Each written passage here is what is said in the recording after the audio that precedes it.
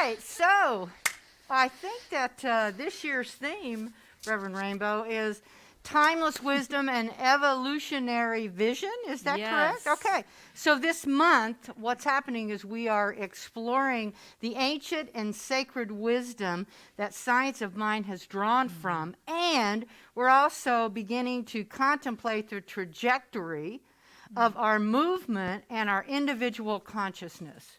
Oh, that sounded big. That sounds like just a little bit. Just a little bit. We're not, we're not going to solve everything, but we'll solve some things, maybe. The fundamental principles of science of mind are ageless, and they cross many spiritual traditions. Dr. Ernest Holmes studied many different religious traditions and spiritual traditions in order to come to what he believed is the way that we should be living our lives through the science of mind. Now, we know this is true, and we know that in our practice, we're tapping into the infinite eternal, which we call good, which we call God. God is just a word, which we call love, or whatever it is for you. Feel free to call it that. And it has always been this way. So we have the opportunity, all of us, to continue evolving and expanding our vision, continually growing into something newer and bigger instead of stagnating. So our theme this week, guess what it is? Here and now. Yes. So as I like to say on Sunday, break it down for me. All right. What's up with that, Reverend Rainbow? Here and now. All right. So let's talk about it. One of my favorite Dr. Holmes quotes is, "Principle is not bound by precedent." And what this means to me is that the past can't hold us back if we choose for it not to hold us back. Because principle is timeless. It is unbound. There is no limitation in this thing called life, God, love, spirit, universe, right? Whatever word you use, because it is just a word. There is no limitation in the cosmic isness of life. And the good news is, this is who we are. It is what we are made up of. It is the infinite life expressing as us, and it exists only in the eternal now moment. There's so much paradox, right, in this spiritual attention, but it's eternal and it's only ever now. So spiritual principle cannot be bound by any condition in the world of form. And it is the very life force and energy that is living, moving, and breathing as each one of us. The Science of Mind textbook by Dr. Ernest Holmes says, "The science of mind is the study of the principle of being. Love that. The source or cause from which a thing results. A truth which is unchangeable. God is not a person, but a principle, personified in each of us. Spirituality is the atmosphere of this principle." I mean, we could probably just stop there and be with that quote for the next hour, but who we are is this life force energy. And this thing called life or God is personified in each of us. So regardless of whatever experiences we have experienced in our own lives, in the collective consciousness of humanity, or even the experiences that have occurred to our beloved Mother Earth, what we know is that principle is not bound. Therefore, we can always choose again. And we can choose in this now moment to create a new trajectory, a new path moving forward for the direction of our world, our planet, our own lives, and the collective. The only thing that stands in our way is believing that the past is more real than the present, because we have evidence of it. There's physical evidence. We have memory of what has occurred. So sometimes we hang on to that, believing that that is somehow more real than this now moment. Yet in this now moment resides the creative substance of all of life that we get to shape. with our own thoughts. We shape it with our words, with our action, with our energy. I like to picture this creative substance like Play-Doh, right? So it's this unbound substance, but yet we get to shape it. And in this now moment is when we get to choose again and again. We are always at choice, and we can begin again. So the work is to glean the wisdom from the past. So to look at the past not as something to hold us back, but to look at the past and to glean the wisdom, both personally and collectively, and to choose what works and what doesn't. So we look at the past just as information, not as something that is so solid, but to allow this now moment to choose, based on what we have seen and experienced, what works and what doesn't, and then to create anew with a new thought. You know, there's a reason they call it the New Thought movement, right? Because there's a new thought in each moment, and get this, it creates a movement. Each thought creates a new movement, a new trajectory forward in which, in this now moment, we are creating the next. So what we've put our focus and our energy towards is where this energy tends to flow. Each new moment, each new thought creates a new beginning and a new path for us to experience this thing called life. Dr. Holmes tells us spirit cannot give us spirit only gives us what we can take. So we must be that receptive vessel. I like to imagine this idea as if I am standing under a large waterfall. There's this huge waterfall pouring down all that life is, all the love, the abundance, the joy, the peace, the freedom, the wisdom, all that life is, right? And based on what we believe we can have and what we choose to embody, that is how much we get to experience of these divine qualities pouring down. So are you standing there, I've probably said this before, with closed arms and maybe just catching a little handful of that good?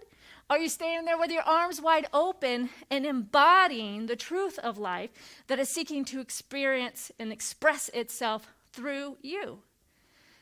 Holmes goes on to say, how much of this infinite good is ours? All of it. All of it. And how much can we use? As much of it as we can embody.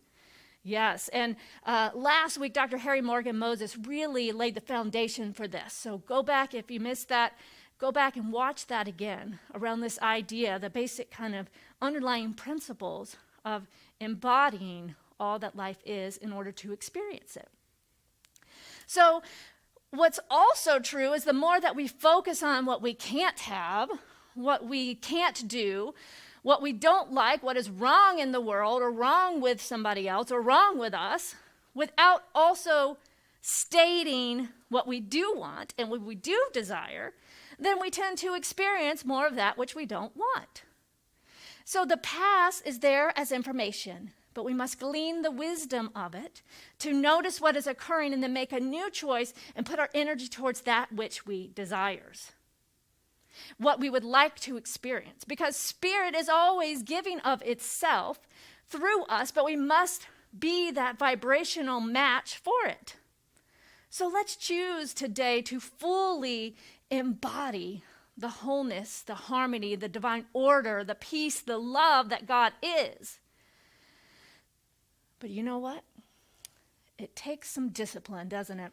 Oh, man. It takes discipline. You had to bring that up. I did. Does anyone else have a little reaction when I said the word discipline? Oh, yeah, we got a hand raised. Yeah.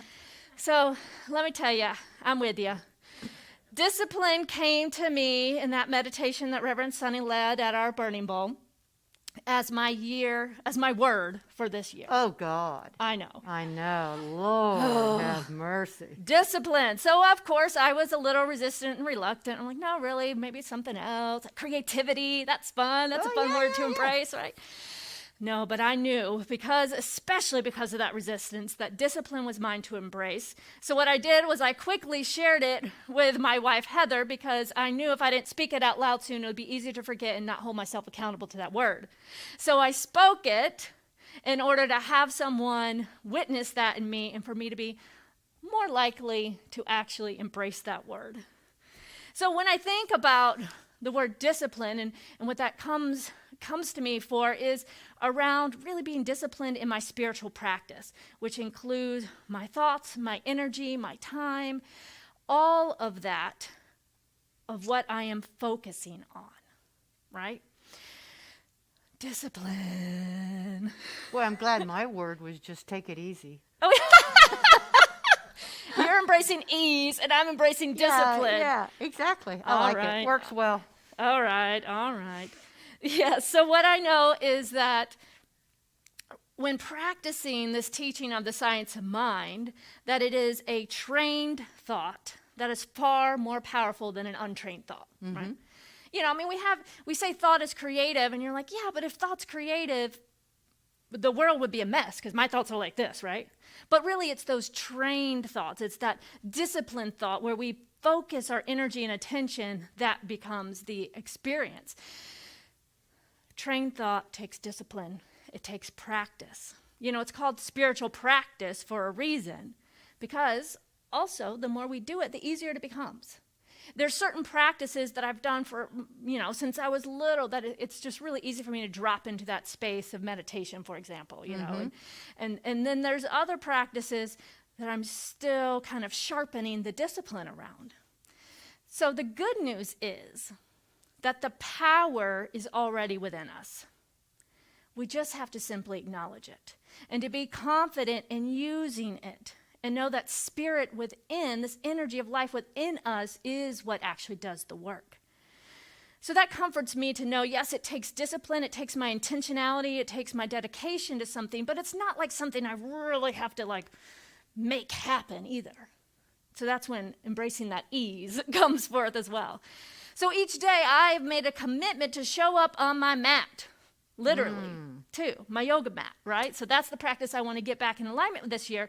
You know, as it's easier when I'm accountable to a yoga studio and paying for classes and to show up. But at the same time, I'm like, well, there's all these resources. I can do it at home, but it takes a little bit more intentionality to create that space in my home environment and to motivate myself to do that, right?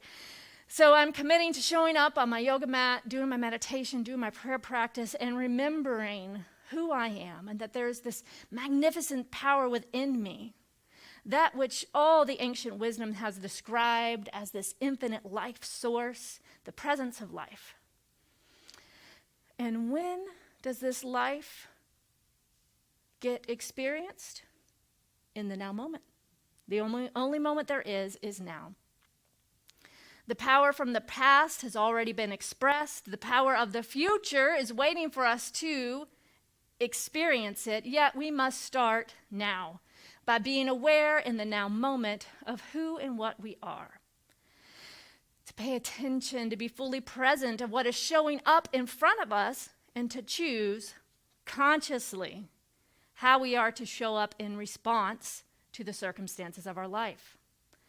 To not be at the mercy of the collective thoughts that are going on around us or someone else's energy to dictate our day, but to show up consciously, alert, awake, and aware.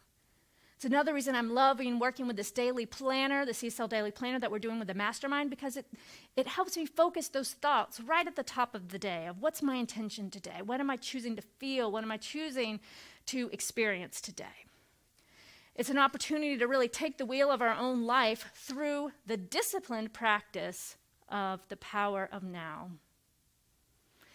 Yet, how many of you are listening and thinking, that's all great, but I'm too busy to be here now?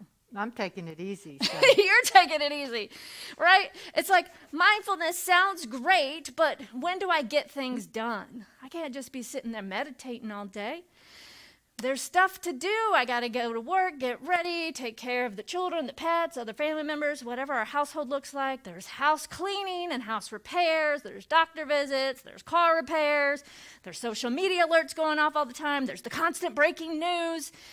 When can I find the time to be present when we're constantly treading water to even catch our breath in the now moment?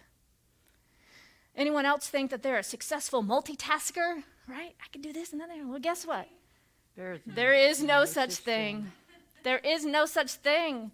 Sorry. I know you're better than I am at multitasking, but yes, the gift that we get to give ourselves is awareness in this now moment. Such an important part of our spiritual practice, to take moments to get grounded and be present, to be aware. And we still get to get things done, but we can actually pay attention while we are doing them. And in fact, what I found is I'm actually a lot more efficient when I am present, because I'm not in my head and overwhelmed with all the things I need to be doing or should be doing. I'm kind of walking around in a fog and double stepping and like, why did I do this? Why did I come into the kitchen again? So it's like when I'm actually present, I can be in that flow of life and be able to guide it consciously and be a lot more effective and efficient. And then those tasks also don't seem so overwhelming. But we have to experience the discipline to be aware in the present moment and to remind our ego mind that we are taking the wheel, right? We're in control right here, right now. And what can help us shift is this simple tool of taking a breath, right? When we breathe, we connect and we allow that powerful life force energy to move through us and to remember that that's who we are. Taking a deep breath, paying attention to what's around us, that can bring an immediate sense of peace. For me, it's usually when I start to feel too busy, I have to look out a window, right? And just watch a bird in the sky. Or today, getting to just watch the snow falling. Finding something to be completely present with in the now moment and taking my eyes away from a screen for a moment and breathing, right? Because it's only when I have those million things going in my head that I tend to do stuff like forget where my keys are, lose the remote control. Oh, God. Both of those happened this week. Whew. You lost the keys and the remote control? Yeah. Did you find them together? No. Okay. They have both been found. Mm-hmm. And what this reminds me of when those things happen is it's a wake-up call, right? Like, ding, ding, ding, rainbow, be present. Mm-hmm. Because if I was paying attention, I would have known where those keys, we still don't know how my keys got in Heather's pocket. She's not taking any responsibility for that. Yeah. So that's another conversation. I understand that. You get that? Yeah. Anyone totally. else? Yes. So what we can do is, for me, those are the kind of alarms that go out. Like, okay, Rainbow, it's time to slow down, pay more attention, be more present, but also to create structures of support. For example, for me, it's letting my family know, and especially my young daughter, that when I walk in the door is not the time to come and say, Mom, da-da-da, let me show you this, look what I'm doing, da-da-da, because that's when I don't know, I forget to put the keys on the key ring and I'm trying to take my coat off and my shoes off and all of a sudden I'm lost and I'm not in the moment. So creating those structures by letting her know, I would love to hear what you have to say, but right now is not the best time. I need a few minutes to get settled. And what that does is that honors her need and mine and allows us to actually have a genuine moment of connection in the now instead of trying to do that multitasking thing, which for me at least does not work. Doesn't work. Doesn't work. For anyone. Yes. So it also allows us to communicate our needs and to make clear requests in order to experience more peace of mind. And it creates a lot more peace in our relationships, in our households too. So I want to invite you to take some micro moments of mindfulness. Micro moments of mindfulness. Micro moments of mindfulness, yes. The 3 M's. Yes, and to notice, for example, when you're cooking dinner or food is being prepared in your house, take a moment and just smell the dinner and to savor it a moment, right? to take a moment and notice the sun in the sky, to notice the light reflecting off of a piece of dew on the grass or the frost in the morning. Or when you're walking to the car or to wherever you're going, to actually notice the sounds of the birds and the trees, or to look at the flight pattern. I mean, we have some amazing crows and ravens around here. They're huge. They're amazing. They're awesome. So those micro moments where we choose to pay attention and reconnect with the infinite source of life, this infinite source, it's not like it goes somewhere. It's always there. But it does take us to notice it, to pay attention to cultivate it, so that we can fully activate this power and the full potential of life that is within. There's an infinite source, a cosmic presence within each of us seeking to express itself fully through us if we allow it. So are you ready to stand underneath that waterfall with your eyes wide open, to be receptive and to receive the gift that is here waiting for us? Through awareness, through this now moment, by paying attention and choosing love in a disciplined practice over and over and over again. Over and over and over again. You know, I like what you're talking about being in the moment and being fully aware of the surroundings, not only around you, but within as well.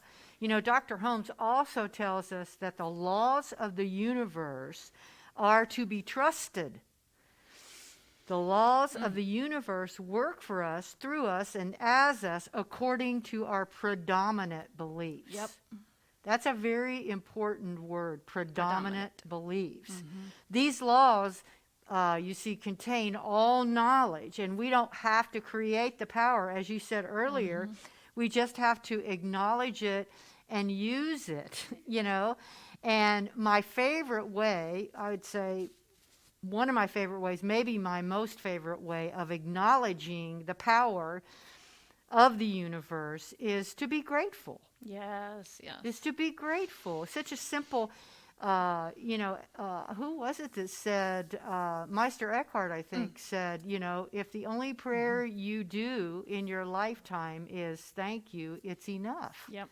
You know, so but being grateful, like anything else that we want to master or become a spiritual practitioner of, takes discipline. And the word discipline, by the way, is that word, and disciple is from the same root, which is to learn. Yes. So literally you have to become a disciple of what you want in your life. In the book Outliers, Malcolm Gladwell says that in order to reach a level of mastery or expertise in something, psychologists and researchers have determined that about 10,000 hours of practice or apprenticeship are required. Yes. Think about this. 10,000 hours. 10,000 hours. So if it's not like, you know, steps a day. I can do that. Okay, I can do do 10,000 steps a day. Yeah. We're talking hours here. Yeah. So if we break that down, and I did because I had to know. Yeah. There are 24 hours in a day, right? 365 days in a year. That's just shy of 9,000 hours. Wow. Like a full year. Yeah, that's a full year of hours. Right. So our daily lives, though, also consist of work and sleep and taking it easy and daily tasks and all of that, etc., right? So let's assume we have 30 minutes a day. Okay. Can you do 30 minutes a day? I can do 30 minutes. All right. If we use 30 minutes a day, and we practice learning the art of gratitude and thanksgiving, or let's just say love, real love, right? Doing our best and all of those things, right, that will make us truly a better human being, that we've decided will make us a better human being. 30 minutes a day, 365 days a year, that's just shy of 200 hours.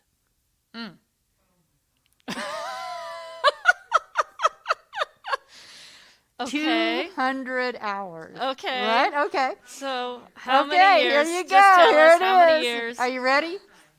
At 30 minutes a day, Okay. it will take 50 years Oh, wow. to become a spiritual practitioner Takes a at lifetime. loving and at being more generous and grateful. Yeah. So if you start if you start out, for example, Caden starts out at 10 years old. Oh, she started now. Yeah. She's 5. So, but she's ahead of the game. Yeah. So I guess it's important for us, as parents, to begin to cultivate that with our children, what we call gratitude. Yeah. So, in my mind, no wonder people join a monastery or a convent, right? Because we seemingly have to, in order to practice without ceasing, to get our 10,000 hours in a realistic amount of years. So at 1 hour of practice, it will take us approximately 25 years. Okay, all right. At 2 hours a day of sincere and concerted practice and effort, it will take us a little over 12 years. Right? So I guess we all better get started. I might be behind the 8 ball here. So now think about this. What if we were raised in a setting or an environment where gratitude and appreciation or thanksgiving were not practiced or modeled for us? And what if we've had years of practice of not being very appreciative, years spent focusing on what we think is missing in our lives, and years trying to acquire more and more to fill the hole inside? What if our practice, and we are practicing every day, what if our practice has been demanding and self-centered? What if we have spent years focusing on what we think we're entitled to, and years of practice taking things and life and people and health for granted? Yeah. How many hours a day do we focus on that ministry? How many hours a day do we focus on that? An hour spent practicing one thing, you see, cannot be spent practicing an opposing thing. Yep. So if I'm in want all the time, I can't be thankful for what I have. Every moment of our lives, and this is whether we want to believe it or not, is spent practicing something. Practicing being more mindful or practicing being less mindful. Yeah. Gratitude practice is not for cowards. Why do I say that? The reason I make that declaration is because the first thing that happens, the moment you make a commitment to practice gratitude, people, places, circumstances, and situations will suddenly show up to give you an opportunity to discover why you are not very grateful or to remind you how powerful gratitude really is. Years ago, there was a popular song called Big Yellow Taxi. Do y'all remember that? Yeah, by Joni Mitchell, Yes. one of my favorite singers in life. Yeah. And in the chorus was this memorable line, "Don't it always seem to go that you don't know what you've got till it's gone?" Yeah. I don't want to be one of those people. Right. Now, I don't want all of us to be one of those people. So I support all of us in not getting to that place. So how do we get in? Here's the thing. How do we get in all these hours of gratitude, to become a skilled practitioner of gratitude? Your life must become a living example of love and gratitude. It simply must become embedded and embodied. Micro moments.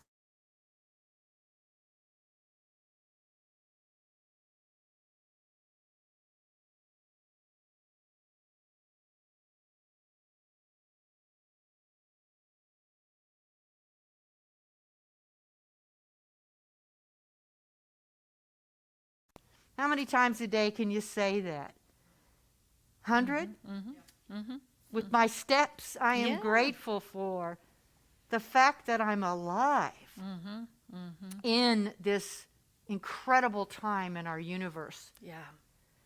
in this changing time for our planet. So we have to become a living example of love and gratitude, embedded and embodied. Yes. Dr. Holmes wrote at the end of chapter 4 of The Science of Mind, which is titled How to Use It, "A new light is coming into the world. I am down with that. Yes. I am so down with that. How about everybody else? Yes. A new Bring it light is on. coming into the world. We are on the borderland of a new experience. The veil between spirit and matter is very thin. That new light is our willingness. I talk about willingness a lot. Yep. That new light is our willingness to expand our consciousness, to realize that we contribute to our reality. So this week, I invite you to begin again. Yes. You can begin again whenever you want. Begin again in any moment. Be in the here and now Yes. of love and gratitude, and begin to be a living example of what you wish to see in the world. That's it. Pretty simple, That's huh? it. It is. Shall we go into prayer? Let's do it. All right, I'll start. Okay. Because I love to pray. Praying is a wonderful way to show gratitude as well, and to be in the now. So, in this moment, right here and right now, I declare and know that there is only one life principle, there's only one life, there's only one source, there's only one mind. That mind is my mind now. And I know this infinite source of all, the infinite source of the invisible being made visible, this infinite oneness and knowing, this that we call love, this that we call God, this that we call the universal isness, this that we call power and order, all of these things, wholeness, abundance, prosperity, it is all the same. It is all the one source of all. The all-powerful, all-knowing, one mind, one universe, and beyond. It is from this place of knowing that God creates out of itself every minute, every second of every day, and it is this that I know to be true. It can only create what is like itself. And so therefore I know that I am the I am.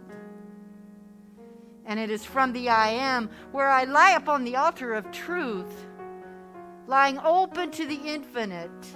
I speak this word for this community and all of those engaged in this community and all of those online, all of those within the sound of my voice.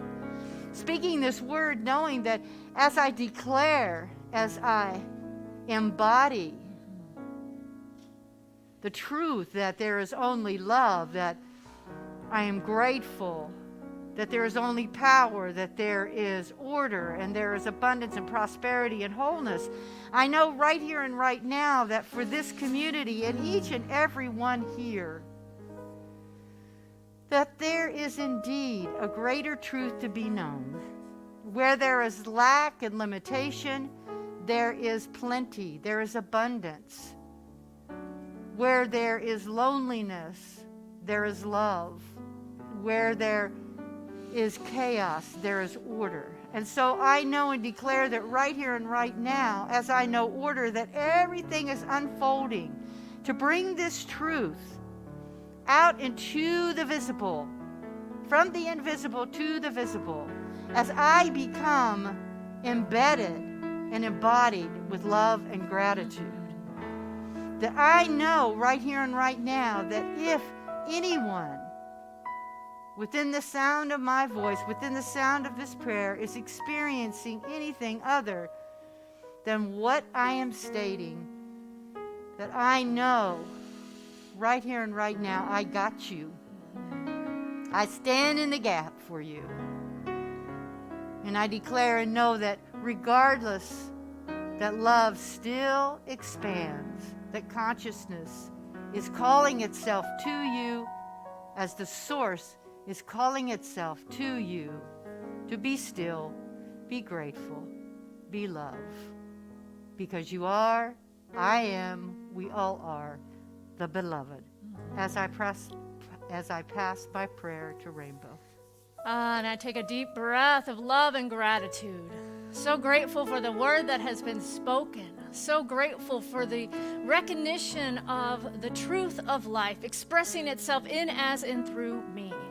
So grateful to recognize wholeness, wisdom, order, peace, love, joy, right here in this now moment. To choose love, to choose peace. So grateful to open my heart to be that receptive vessel, to allow Spirit to use me, to be that which I desire to be in this world, to use me to bring forth this trajectory of life that is ever growing, ever expanding, that I am here. I am here, I am ready, I am willing to remember who I am and to embrace this disciplined practice of training my thought to know truth and only truth in every moment, to return to the breath and remember that right here, right now, God is, I am. God is, I am. Love is, I am. Peace is, I am. So with great gratitude, I release this word now into the action of the law that always says, yes, yes, yes, my beloved, it is done. It is so. And so it is.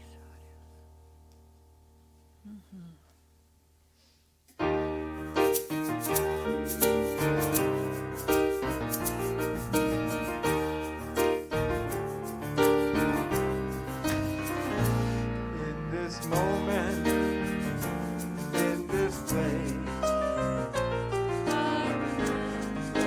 who I am, letting fear and worry fall away from me. I open my eyes and see there is only love. There is only love. Love that heals, love that sets me free. There is only love. There is only love. There is only love. Love that heals, love that sets me free. There is only love. Love that heals, love that sets me free. There is only love. Yes. Love, love, love. So now is our time to move into conscious giving, to activate this law of circulation in our life, knowing that as we give, we receive. And there are several ways to give virtually online as we pass the virtual basket now. Know that you can text the word give to 859-209-6996. You can also press the giving tab on our website or on Facebook there. There's a donate button. Or mail in your gifts to 168 Burt Road, Lexington, Kentucky, 40503. I invite you now to repeat after me our offering affirmation. Divine love as me. Divine love as me. Blesses and multiplies all that I have. Blesses and multiplies all that I have. All that I give. All that I give. And all that I receive. And all that I receive. I joyously contribute to the vision of Ahava, I joyously contribute to the vision of Ahava. knowing that it returns to me multiplied abundantly. Knowing that it returns to me multiplied abundantly. And so it is. And so it is.